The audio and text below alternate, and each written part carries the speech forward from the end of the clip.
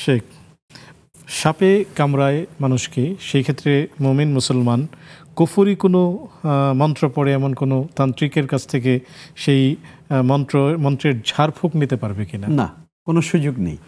কারণ এই ব্যক্তি আসলে যেভাবেই চিকিৎসা করুক না কেন, তার ভিতর থেকে কুফরি বের হবে এবং সে কুফরি বক্তব্য দিয়েই এগুলো করার চেষ্টা করবে। এগুলো চরম অন্ধত্ব এবং কুসংস্কার।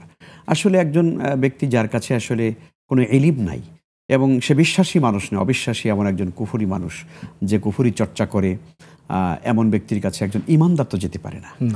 আর সবচেয়ে বড় ব্যাপার হলো সাপে কাটবে, আপনি একজন মানুষের কাছে ঝাড়ফুঁকের কাছে কেন যাবেন? সে আপনার এটা দিয়ে কী করবে? এটা শুধুমাত্রই কুসংস্কার আমাদের গ্রামাঞ্চলে আছে। মূলত আলহামদুলিল্লাহ আমাদের বাংলাদেশে এখন চিকিৎসা ব্যবস্থা হাজারো অব্যবস্থাপনা থাকলেও আমাদের দেশের চিকিৎসা আলহামদুলিল্লাহ দিন দিন অনেক উন্নতি করছে। পৃথিবীর অনেক রাষ্ট্রের চাইতে আমাদের দেশের চিকিৎসা ব্যবস্থা ভালো, আমাদের আলহামদুলিল্লাহ বহু রাষ্ট্রের চাইতে।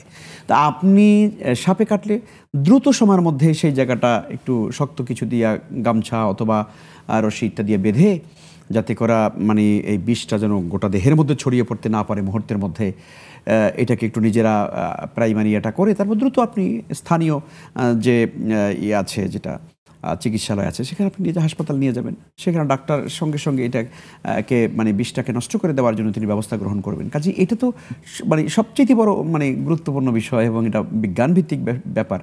একজন তান্ত্রিকের কাছে আপনি গিয়ে কী করবে? সে কিছু করতে পারবে না, মানে একটা বাহানা করবে, কিছুক্ষণ পর আপনি দেখবেন যে রোগীটা মারা গেছে। মাশাআল্লাহ, মানুষ হাসপাতালে গেলে যে সবাই বেঁচে যায় ব্যাপারটা এরকম না, সেখানে কেউ মারা যেতে পারে। কিন্তু আমাদের ভিতরে জ্ঞানের ক্ষেত্রে এত পিছিয়ে থাকবো কেন আমরা? আমাদের এই যে অন্ধত্ব এবং কুসংস্কার যেটা আমাদেরকে গ্রামেগঞ্জে আমাদের মধ্যে রয়েছে, এটা অবশ্যই বর্জন করা উচিত। শুকরিয়া, জাযাকুমুল্লাহ। শেখ, পুতুল খেলনা এগুলো যদি ঘরে থাকে, সেখানে নামাজ পড়লে কি নামাজ হবে? না, আসলে বাচ্চাদেরকে আমরা পুতুল খেলায় উদ্বুদ্ধ করব না। এটা অনেকে কেউ বলতে চান যে বাচ্চাদেরকে দেয়া যেতে পারে খেলনা হিসাবে। তারপরও আমরা মনে করি একজন ইমানদার বিশ্বাসী মানুষের ঘরে এই জাতীয় জিনিস, কারণ এই সামান্য একটি ফতোয়ার সুযোগে কিন্তু মানুষেরা তখন কি করে, শুধু ছোট্ট পুতুল আর থাকে না, তখন বিশাল বিশাল একটা পুতুল ঘরের মধ্যে চলে আসে। তো এই জন্য এগুলো কখনোই আমাদের জন্য কল্যাণকর নয়। আমরা জানি যে কোনো প্রতিকৃতি, প্রাণীর ছবি, প্রাণীর আকৃতি ইত্যাদি ইত্যাদি, এগুলো আসলে ঘরের ভিতরে থাকলে রহমতের ফেরেশতা প্রবেশ করে না। লা তাদখুলুল মালাইকাতু বাইতান ফীহি কালবুন ওয়া তাসাবির।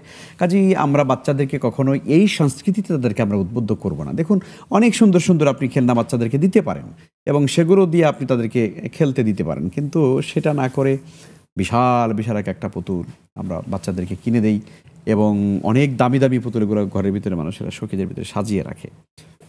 উচিত না এটা। জি।